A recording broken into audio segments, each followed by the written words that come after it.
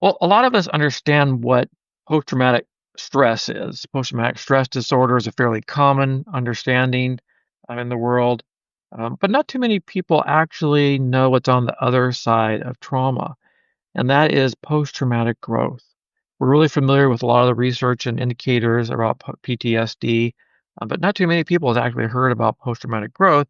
And post-traumatic growth started back in the 1990s with a body of research, and there's a huge body of research and study looking at how people grow or transform beyond trauma.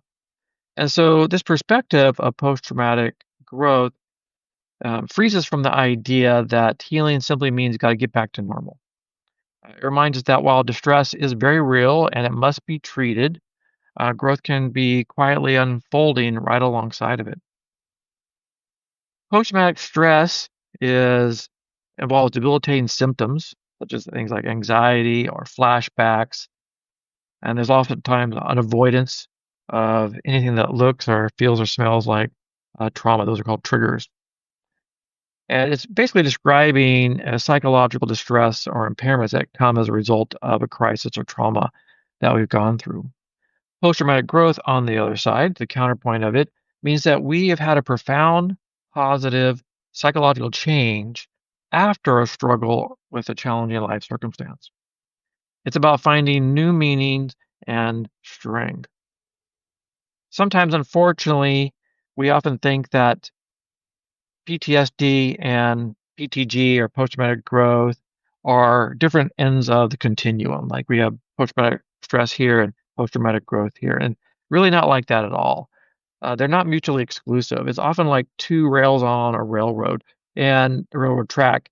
And where while we're having symptoms and experiences of PTSD, we can be simultaneously also experiencing post traumatic growth. It's actually necessary for us to understand and deal with that PTSD in order for growth then to occur. But many times we can still be hurting, the wound could still exist while we're also maybe experiencing some other symptoms of what we would consider growth, a new meaning, a new experience, a new strength. So growth isn't always a silver lining. When people hear that growth after trauma, they sometimes imagine some type of optimism, like everything happens for a reason, which it might, but that's not what we're talking about here. Or sometimes they'll say, oh, just look on the bright side of things. That's not the silver lining that we're experiencing here. That interpretation minimizes people's pain and overlooks that complex, nonlinear nature of healing. Real post traumatic growth doesn't deny that we have suffering, it simply says that we are emerging from it. So, what is exactly post traumatic growth and how did it start? So, post traumatic growth started in the early 1990s by two researchers, Richard Tedeschi and Lawrence Calhoun. Now, when they were discovering post traumatic growth, they found five distinct benefits that came as a result of post traumatic growth. Now, they didn't have a model that they then started doing research to see if they could prove that model to be true. What happened is they were actually doing research, looking at how people dealt with adversities in their life and why some people seem to be more resilient than others, and others tend to have such a harder time trying to cope with the life changes that were going on for them. As a result of that, they discovered these five benefits. So it's what we call grounded theory approach. So the five benefits came out of the studies that they were doing around bereavement, serious illness, accidents, combat, that kind of thing. So they didn't start with a predefined model. But these benefits are five things. The first one is a new appreciation for life.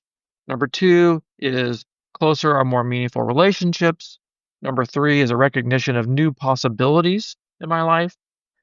Four is spiritual strength. And number five is spiritual or existential growth. So in this talk, we're going to look at each of those things individually. What are some of the transformative processes that are occurring in it? And then maybe some tools that you can use to facilitate that in your own life or in the life of the people that you're working with.